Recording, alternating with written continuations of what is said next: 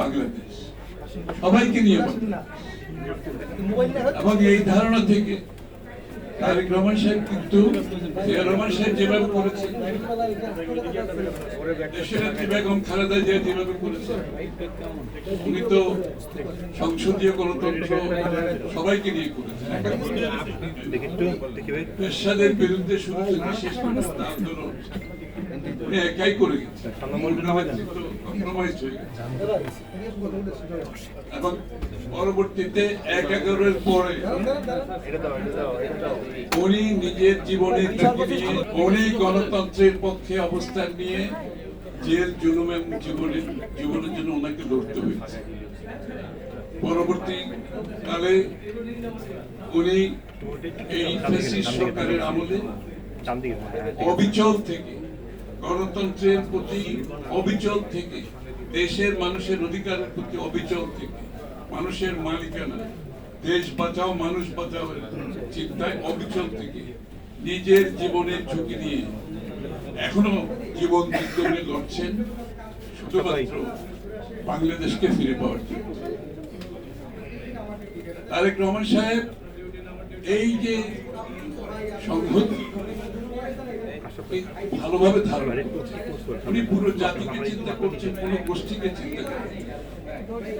Pluralistic democracy, যে বহুত্ববাদের থেকে আমাদের বাংলাদেশ জাতীয়তাবাদী দলের চিন্তা, বহুত্ববাদ, সেই চিন্তাকে ধারণ করে নতুন বাংলাদেশের যে চিন্তা ধারণা এবং সংস্কারের মাধ্যমে একটি নতুন বাংলাদেশ গড়ার প্রত্যয় শেখ হাসিনার পতনে অনেক আগে থেকে বিএনপি করেছে।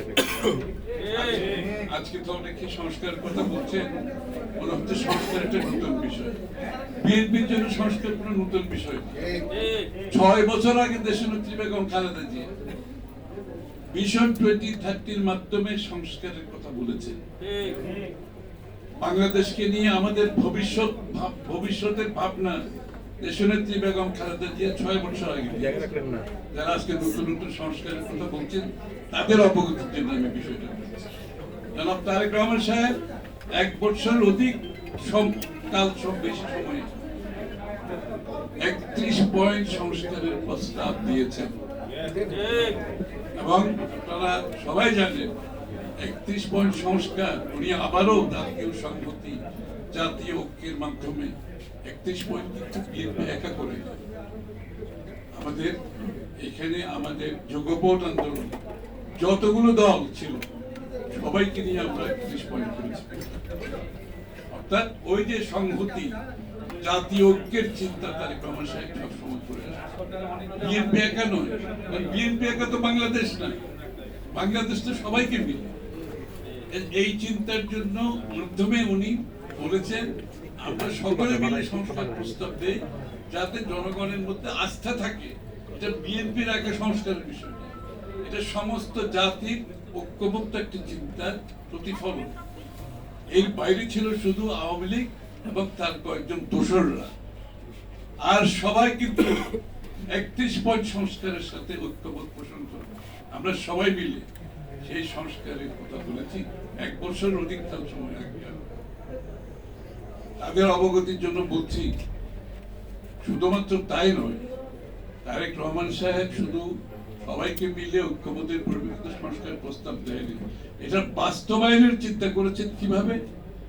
উনি বলেছেন নির্বাচনে অংশগ্রহণ করে জাতি যদি আমাদেরকে সমর্থন দেয় তাহলে আমরা জাতীয় সরকার গঠন করি, এবং সেই জাতীয় সরকার সবাইকে মিলে এই যুগপৎ আন্দোলনে ফ্যাসিস্টের বিরুদ্ধে যারা রাস্তায় লড়েছেন, যারা জেলে গেছেন, যারা জীবনের ঝুঁকি নিয়েছেন, যারা ত্যাগ করেছেন, আমরা সকলে মিলে একটি জাতীয় সরকার করব, এবং এই জাতীয় সরকার 31 দফা সংস্কার বাস্তবায়ন করবে। বিএনপি একা নাকি, এটা বলতে অনেকে একটু কষ্ট হচ্ছে। যারা সংস্কারের কথা বলছে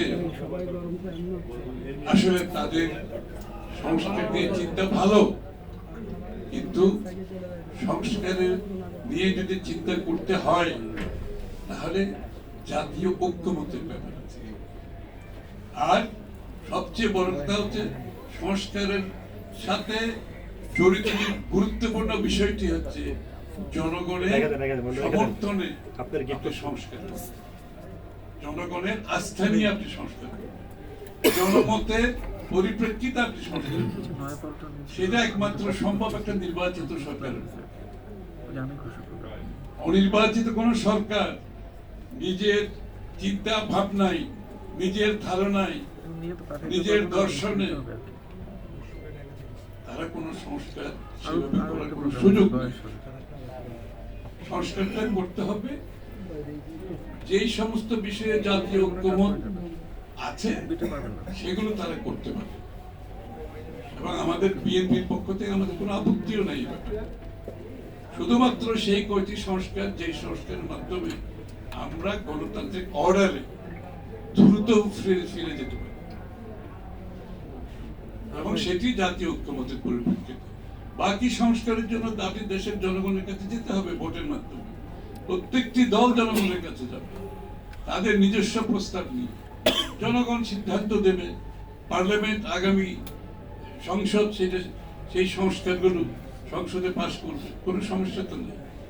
কিন্তু জনগণকে বাইরে রেখে যে বয়ান তৈরি করা হচ্ছে সেই বয়ান জাতির কাছে গ্রহণযোগ্য।